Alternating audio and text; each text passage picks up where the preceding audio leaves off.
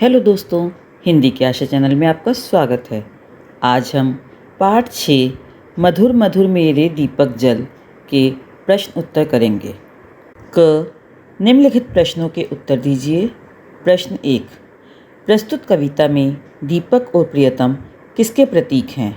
उत्तर, प्रस्तुत कविता में दीपक आत्मा का प्रतीक है और प्रियतम परमात्मा का प्रतीक है। कवित्री अपने आत्मा रूपी दीपक को जलाकर अपने आराध्य देव अर्थात प्रियतम परमात्मा तक जाने के मार्ग को प्रशस्त करना चाहती है।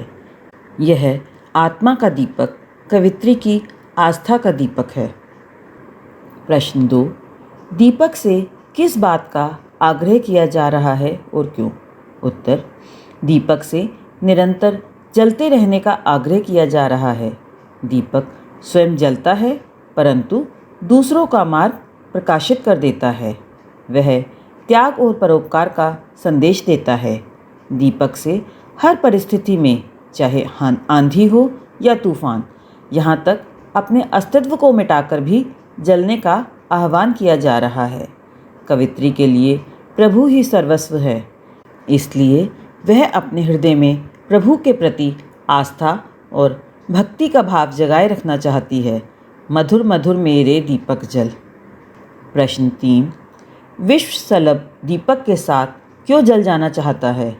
उत्तर, जिस प्रकार पतंगा दीपक पर मोहित होकर अपने आप को रोक नहीं पाता और राख हो जाता है, उसी प्रकार संपूर्ण विश्व अर्थात मनुष्य मात्र अपने जीवन को विषय विकारों, लोभ, मोह और धन संग्रह के आकर्षण और आसक्ति में हंसकर जल जाना चाहता है।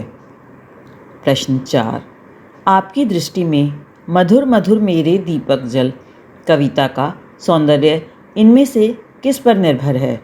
क, शब्दों की आवृत्ति पर, ख, सफल बिंब अंकन पर। उत्तर, इस कविता की सुंदरता इन दोनों में से किसी एक पर निर्भर नहीं है, ना ही दोनों में से किसी एक की विशेषताओं पर। किसी भी कविता की सुंदरता अनेक कारकों पर निर्भर होती है। इस कविता में दोनों विशेषताओं का कुछ ना कुछ योगदान अवश्य है। क, शब्दों की आवृत्ति। कविता में अनेक शब्दों की आवृत्ति हुई है। मधुर मधुर मेरे दीपक जल, युग युग प्रतिदिन प्रतिक्षण प्रतिपल, पुलक पुलक मेरे दीपक जल, सिहर सिहर मेरे दीपक जल। इसमें प्रभु भक्ति का भाव तीव्र हुआ है। उसमें और अधिक प्रसन्नता, उत्साह और उमंग से निरंतर जलने रहने का भाव प्रकट हुआ है। ख, सफल बिंब अंकन। इस कविता में बिंबों को सफल अंकन हुआ है, जैसे सौरभ फैला विपुल धूप बन, मृदुल मोम सा धुल रेत मृदु तन। इसमें कवित्री की भावनात्मक कोमलता प्रकट हुई है। दोनों विवेचन से स्पष्ट हो जाता है कि दोनों ही कारण कविता को सुंदर व प्रभावी बनाने में सक्षम हैं। शब्दों की आवृत्ति से कविता में संगीतात्मकता आ गई है और बिंबों का अंकन भावबोध में सहायक सिद्ध हुआ है। प्रश्न 5, कवित्री किसका पथ आलोकित करना चाह रही है?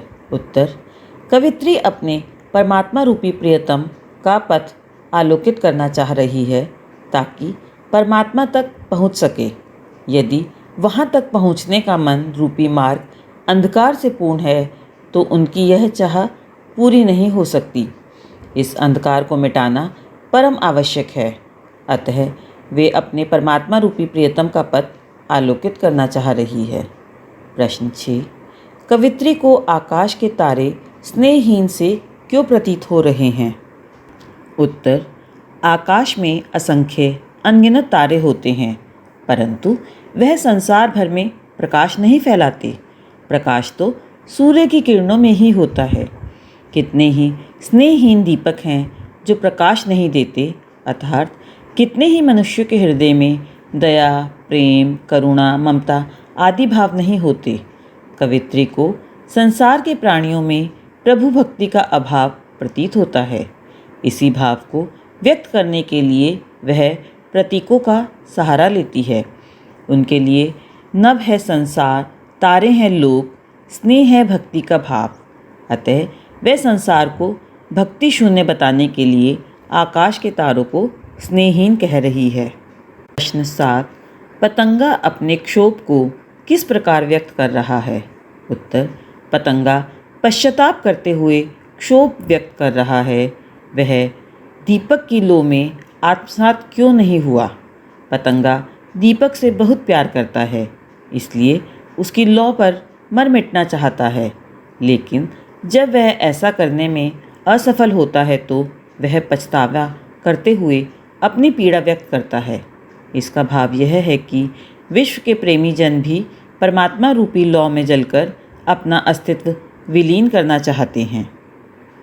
प्रश्न 8, कवित्री ने दीपक को हर बार अलग अलग तरह से मधुर मधुर, पुलक पुलक, सिहर सिहर और विहस विहस जलने को क्यों कहा है? स्पष्ट कीजिए। उत्तर, कवित्री ने अपनी आस्था रूपी दीपक को हर बार अलग अलग ढंग से जलने के लिए कहा है।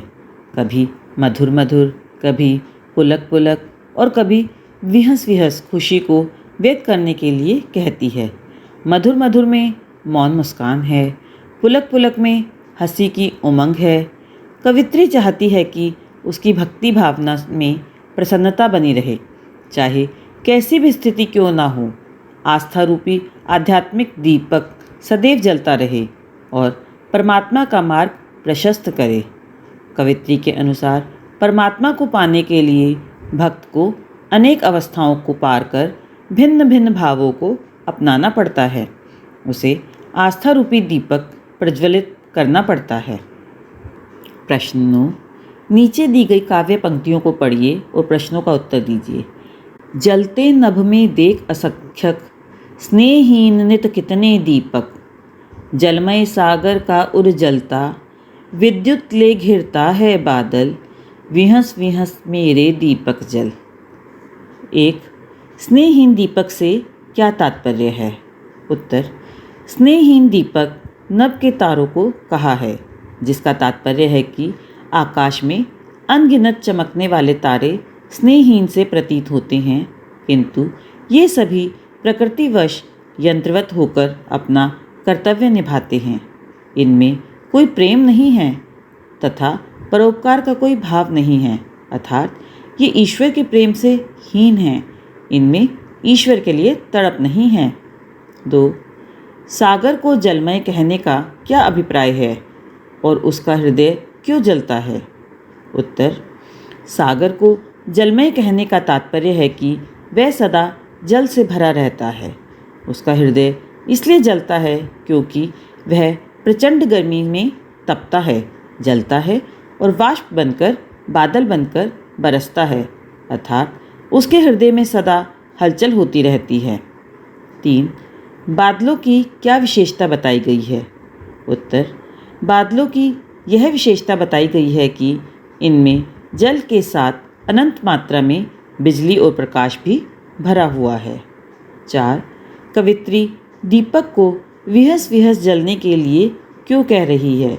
उत्तर, कवित्री ने दीपक को विहस विहस कर जलने के लिए इसलिए कहा है ताकि ईश्वर का पथ आलोकित हो और प्रत्येक प्राणी इस पर चल पड़े। प्रश्न 10, क्या मीराबाई और आधुनिक मीरा महादेवी वर्मा इन दोनों ने अपने अपने आराध्य देव से मिलने के लिए जो युक्तियां अपनाई हैं उनमें आपको कुछ समानता या अंतर प्रतीत होता है? अपने विचार प्रकट कीजिए। उत्तर, मीरा अपने आराध्य देव से मिलने के लिए उनकी दासी बनना चाहती हैं। वे चाहती हैं कि कृष्ण आएं और उनके कलेशों को हरे। मीरा अपने आराध्य के दर्शनों की प्यासी है।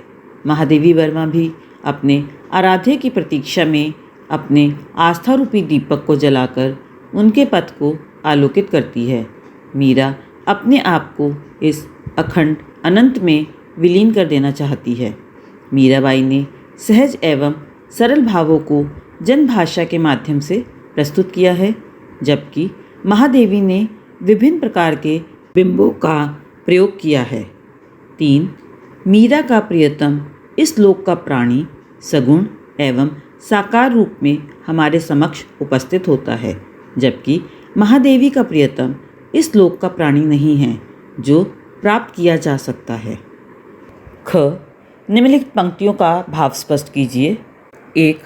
देव प्रकाश का सिंधु अपरिमित, तेरे जीवन का अणु गलगल।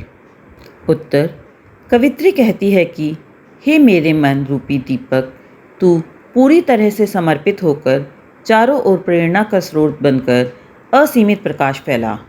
तू अपना सर्वस्व न्यौछावर कर स्वेच्छा से रोमांचित होकर खुशी से परोपकार हेतु दूसरों का पथ आलोकित कर। 2. युग युग प्रतिदिन प्रतिक्षण प्रतिपल प्रियतम का पथ आलोकित कर।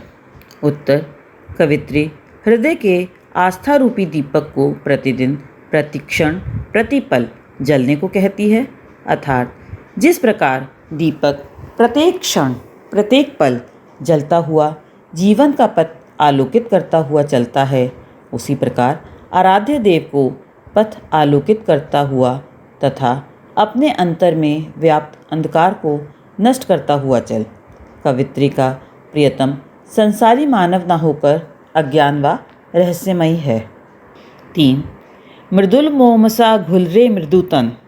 उत्तर, कवित्री कहती है कि हे मन रूपी दीपक, तू मोम की तरह पूरी तरह से गलकर अर्थात पूर्ण रूप से समर्पित होकर स्वेच्छा से रोमांचित होकर चारों ओर अपना प्रकाश फैला। जिस प्रकार मोम जल जलकर दूसरों को प्रकाश प्रदान करता है, ठीक उसी तरह कवित्री भी अपनी ईश्वरीय भक्ति द्वारा सभी को ईश्वर की भक्ति का पथ दिखाना चाहती है। धन्यवाद।